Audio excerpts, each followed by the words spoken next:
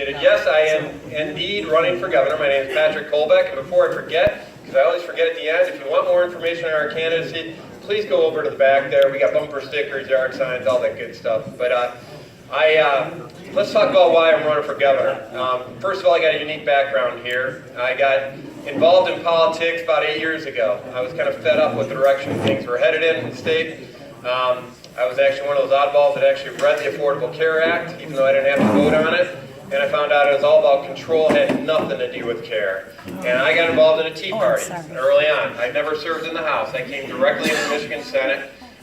We ran for office there with zero political experience prior to that, unless you count church council.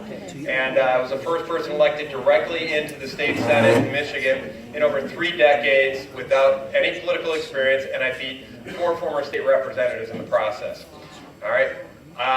I'm not afraid of hard work, and that's what I've done my whole life. My background is actually in aerospace engineering, so if you sense a little bit of a space theme to what you see in the campaign lit, that's because I'm actually an aerospace engineer, work for Boeing on the International Space Station. I graduated from the University of Michigan with bachelor's and master's degrees in aerospace engineering, attended the International Space University in Strasbourg, France, where I studied life sciences. One of my instructors was actually Buzz Aldrin. So I've developed this habit of actually dreaming big and achieving big. The stuff that people say is impossible, I go off and make possible. So if you wonder how Michigan, for example, became a 24th right to work state, I was the one who led that effort in the Michigan Senate as a freshman. So I love it when people tell me something's impossible, just like living in space is impossible, right? So I actually also worked for the Department of Defense as a contractor, where I got my appreciation for the men and women who serve us in the armed forces. I worked on a virtual reality training system for the military. I was in a joint program office. I worked for a Marine Corps major who was the best dang leader I've ever worked for in my life. And it gave me an appreciation for those who served, to the point where one of my first acts as a legislator had nothing to do with the bill. It involved co-founding what's known as the Freedom Center, which is our version of a USO at Detroit Metro Airport. So if you ever fly through there, it's at gate 843 out at McNamara Terminal and up at D16 up in the North Terminal. And that didn't take a bill. All it took was for somebody to see a need and actually go off and fill it. Because prior to that, all we had welcoming our veterans to Detroit was a little banner that said, "Welcome the baggage claim." That's not right. One of my biggest achievements besides right to work when I've been in the Michigan Senate was I was budget chair for the Department of Military and Veterans Affairs. We started out as one of the worst veteran service states in the whole country. Matter of fact, we were ranked about 50 when you measured on the fully developed claims that we submit. By the time that I was done, we were ranked number 2 in the nation. And we had our fully developed claims up from 4% to over 52%. Now we're over hovering around 70%. And that's a measure of of the paperwork ping pong that they have to go through. If it doesn't have all the information they need for a veteran claim when it goes to the VA, then it goes back, and it goes back and forth. So the lower the percentage, the longer it's going to take for our vets to get their benefits. I helped turn that around based on some of my engineering problem-solving experience. I actually served as a management consultant for over 11 years, and that gave me a different perspective on how to turn around business operations. That's exactly the type of perspective I think we need to bring into the halls of Lansing. And a lot of people respect my approach to solving problems. I've gotten the endorsement of Sean Hannity. I've gotten the endorsement of Bob Lutz, who's an automotive legend out in Southeast Michigan, if you know who that is. I've got the endorsement of Ted Cruz. I've got the endorsement of David Barton. I've also got the endorsement of Catherine Engelbrecht. You guys know who Catherine Engelbrecht is? You heard of True the Vote?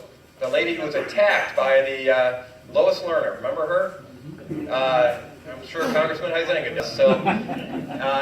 So Catherine Engelbrecht was targeted by the ATF, the FBI, the IRS, and OSHA in her private business, but she said, "Not on my watch."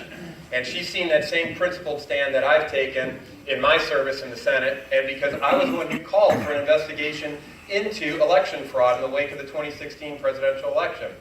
I actually asked the Attorney General and the Secretary of State to start an investigation.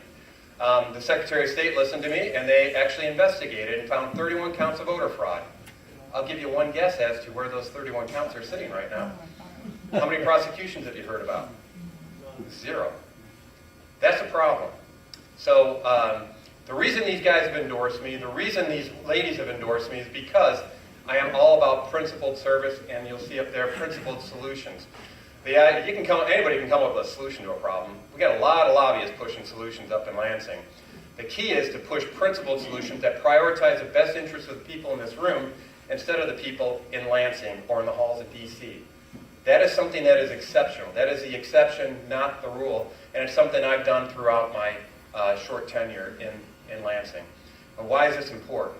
Because we're heading into a governor election, this upcoming election. And I don't know if you guys have noticed the trend lines inside of Michigan. But every 8 years, we flip from a Republican governor to a Democratic governor. Republican governor to Democratic governor. You know why that happens? Because we keep putting a politics as usual candidate on the ballot for that general election. I'm not politics as usual, folks. I actually solve problems. So we want to fix the roads? I've got the plan. You want to eliminate the state personal income tax, not just reduce it by 0.3%? I'm the one with the plan.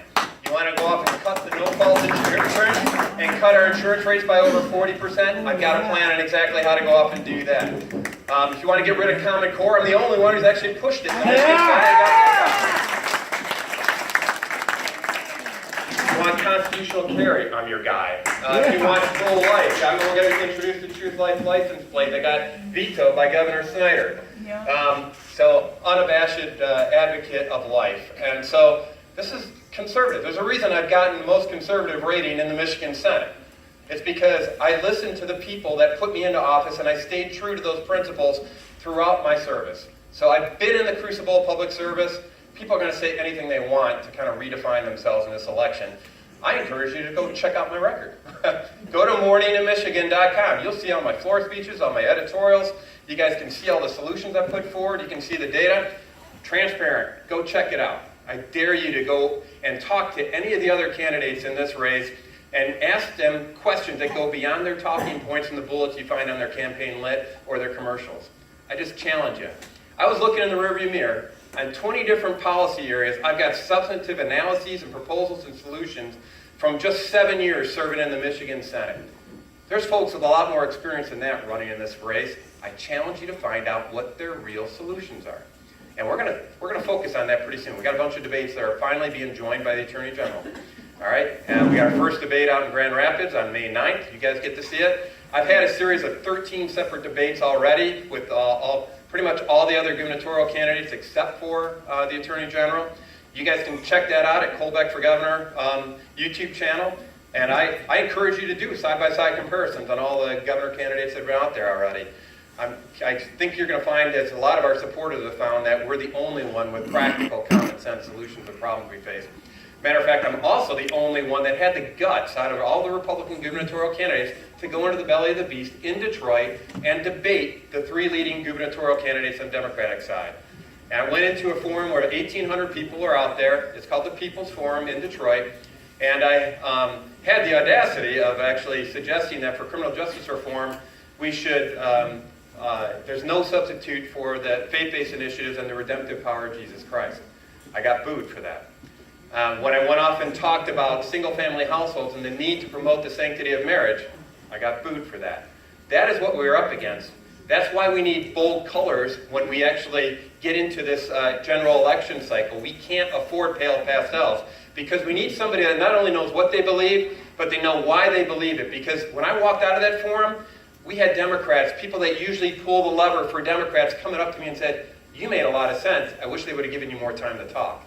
That's the type of candidate we need. And just to anchor that point, as we go into this election, I'm the only Republican gubernatorial candidate, any gubernatorial candidate, that has gotten on the ballot with 100% grassroots mojo. We didn't pay anybody to get any signatures. And what does that tell you? That means we got strong, broad-based, real grassroots support. Chris has been out there at so many different events. I appreciate it. I got my friend Bob Cushman, who's been driving me all around the state for free just because he wants me to be safe while I'm driving and not texting while I'm driving. Right, Sheriff? There he goes. He's doing it. Right? And we've got some of the most enthusiastic, friendliest, hardest working people working on our team is because they know that they got somebody who's been enthusiastic and hard working on their behalf for the last 7 years. This chance doesn't come around very often. We've got it this time. We got an opportunity to pursue principled solutions that put you back in the driver's seat this election. I'm looking forward to earning your vote, and on August 7th, I need your vote so we can go off and beat the Democrats on November 6th. Thank you guys very much for your time. Don't forget to go back to that.